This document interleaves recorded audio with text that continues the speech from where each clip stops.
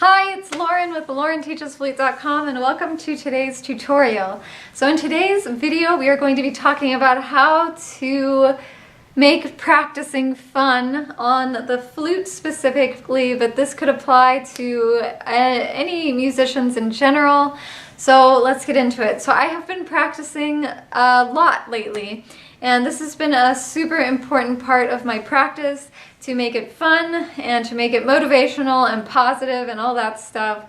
And I'm using a lot of the techniques that I've used in the past for years, but I've also added some new things into my practice that are really helping out a whole lot and that I really enjoy.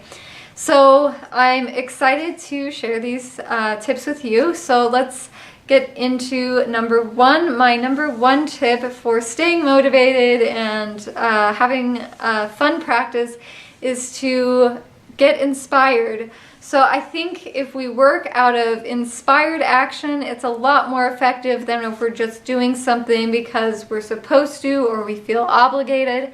So I think inspired practice is some of the best practice you can do. So one thing that I've actually started doing almost on a daily basis is before I even practice, I'll take 5 minutes and I will listen to artists. You could listen to singers or any kinds of musicians, obviously flute players that you really love to listen to and really get inspired by, and just listen to something for 5 minutes. And what I like to do in that 5 minutes is I like to imagine that I am actually playing whatever I'm listening to. So if I'm listening to a flute player, I'm imagining what it feels like, what my fingers feel like if maybe I'm listening to something really fast and difficult, and maybe it's a piece I'm working on, and I imagine what it feels like, and I obviously imagine what it sounds like, and I imagine what it looks like, and all that stuff. So that is definitely something I've noticed really helped motivate me in the beginning, is to just take 5 minutes and listen to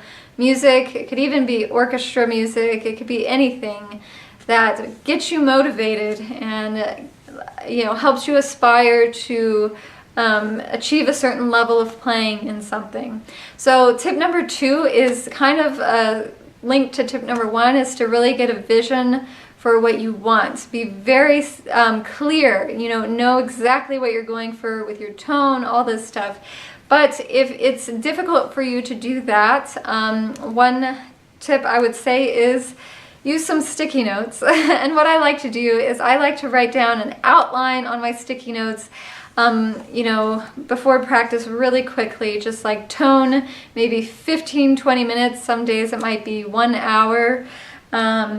Technique, I might work on tonguing for 15 minutes or double tonguing. And then, the particular pieces, I might, write down the piece and how much I want to work, how long I want to work on that. And so I have a general outline, and I take that Post-it and I stick it on my music stand where I can see it, so I can really stay focused and kind of use that as a general guidelines, so that I'm not kind of aimlessly practicing things for an indeterminate amount of time. I have like a specific time frame that I'm going to work on each thing, so that really helps me too. So tip number 3 is to get a practice journal. So this is actually my practice journal right here. This is the one I'm working from right now. And basically, I will just go to the next blank page. I'll write down the date, and then I'll write down the time, and then I'll write down what I'm working on. And then, when I'm done with that, I'll write down the time, and then maybe I'll take a short break, and then I'll write down the time when I start practicing, the next thing. And then at the end of the practice, I will, write down the total hours or minutes that I practiced that day, and I will circle it. And that's, what I do there. So that's one way I use this practice book, but we'll come back to what else I do and what I add to this a little bit later. I think it's the 4th thing I do is I make sure I have tools. So I use the timer a lot. So my phone, I keep it in airplane mode when I'm practicing, so I do not get any texts or calls during practice. I keep it in airplane mode. and I use the timer all the time. So I will set the timer for 30 minutes if, that's what I'm working on a particular piece for, or an hour. Sometimes with a piece that's very technical or very challenging, every single line is kind of challenging, I'll bracket all the sections, like 1 or 2 lines at a time, and I'll work on each individual bracketed section, and I can set the timer for like 5 minutes and do metronome work for 5 minutes or something like that. And it keeps things really focused. I love using the timer on my phone, with my phone in airplane mode. It's really beneficial to me and makes practicing really efficient and focused, and keeps me motivated and all that good stuff. So I like using the timer. Another tool that I use that I really love is I'm very grateful to have the Zoom H6, which I've been using. I use it every day that I practice, and I record myself quite often, but the reason I got this, I got it on eBay, I got a deal on it, but is because it can make really professional quality recordings. And if I want to send an audition somewhere, this is a great thing to record on, although I don't think the Zoom H6 is necessary for good quality audition recordings. After researching and asking around, the Zoom H1 is actually more than sufficient for that. But, I thought I could grow into this, and that I would never need to get another piece of equipment, after getting this, because it's just so versatile. So that's why I use this one. So I really enjoy recording myself. It makes me aware of a lot of things that I might not be aware of if I'm not recording. And then, of course, metronome and tuner. So I love to use tools when I play, and those are the tools that I have been using lately. So tip number 5, we are going back to the practice journal. So the next thing that I like to write down in the practice journal, after I write down, what I practiced, how long, and the total amount of time I practiced, I will write down what I loved. And this is actually something that I also was kind of inspired to start doing after reading the Mental Toughness book for a second time. I think one of the things he says is the key to motivation is daily success. So if we can appreciate our daily successes, that's something that's going to keep us motivated. Plus, we're musicians, we're always dealing with all this kind of anxiety and negativity. We're always focusing on what we need to do better, but if we can take some time at the end of our practice every day and just appreciate all the accomplishments we made and what we improved on, I noticed that I'm just a lot more positive and motivated just by focusing on those things just a little bit more. So I write down the things I liked in the practice. Then I write down what I learned. So and anything that I learned in my warm-up or something like that. Maybe I was flat in the low register during my long tones in the beginning, and I figured, I did certain things, and they may be things that I do, that I've done in the past that have helped, that kind of thing, or I may learn something new that day that I've never done before. So I'm always learning in my practice, and so I'll write that down, how I got my low notes really strong, in tune, and resonant, and what helped me for that. So that's just one example of what I might write in the what I learned section. And then the last thing I write, the very last thing in the practice journal that I write, is what I'm going to do tomorrow. So I write down in a positive way. I like to stay positive here.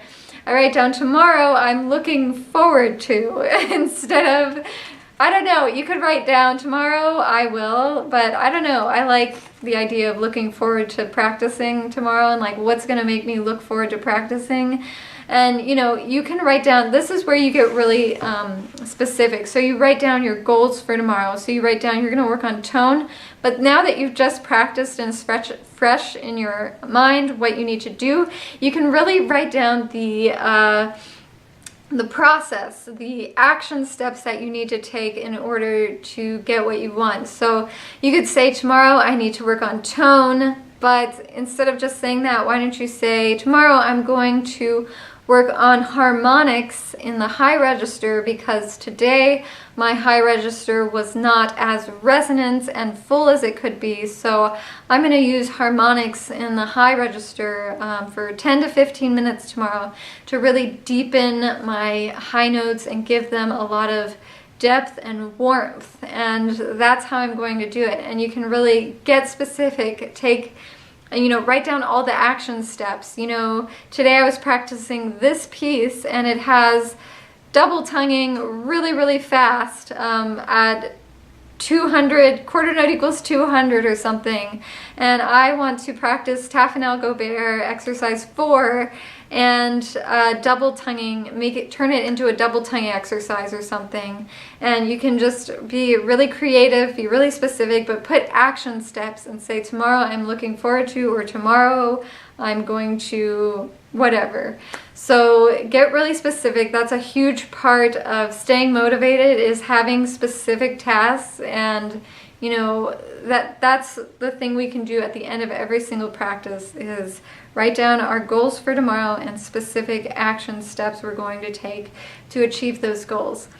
And then one more thing I will tell you is that I also have another binder. So I have this journal, and then I have a binder, and I call it my troubleshooting binder.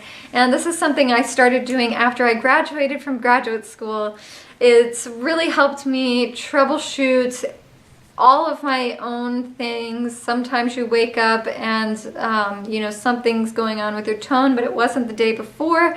So the troubleshooting binder has really helped me be a lot more consistent in my playing. So basically what I do is, maybe over a month or so of what I learned section, I will put it into the troubleshooting binder, but I will categorize it. So at the top of each page, it's really bold letters like low register was flat today, or high register was stuffy today, or I wanted to sound more hollow and pure today on this particular piece, but I had a really rough, edgy sound. All these things. And I title bold letters at the beginning of each page. And then underneath that, I will write down all the things that have helped me achieve that over time. And, over time, you get really long lists of things that you've discovered or learned from your teachers in the past, of things that have helped you do that. So the troubleshooting binder is a great practice tool that I also use.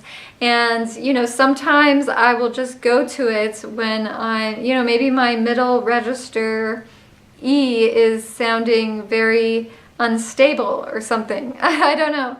So I'll go to the troubleshooting binder and see what I've written about that. It's just kind of like a resource that I make, and I will be able to use it forever, and I can just keep adding to it forever, and I really love doing that. So that's something I've been doing a while too, that has helped me stay motivated and achieve more success in my practice.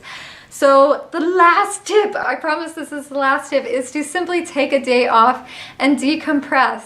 And sometimes when you do that and you step away and you just let, sometimes we get really meticulous, and we can decompress for a day, see the big picture, and then we come back to it the next day, and for some reason we're like way better than we were 2 days ago. So taking a day off, maybe 1 day a week, is certainly a healthy practice as well that has benefited me in my own practice. So those are my tips for making practicing fun, motivational, positive, all that stuff.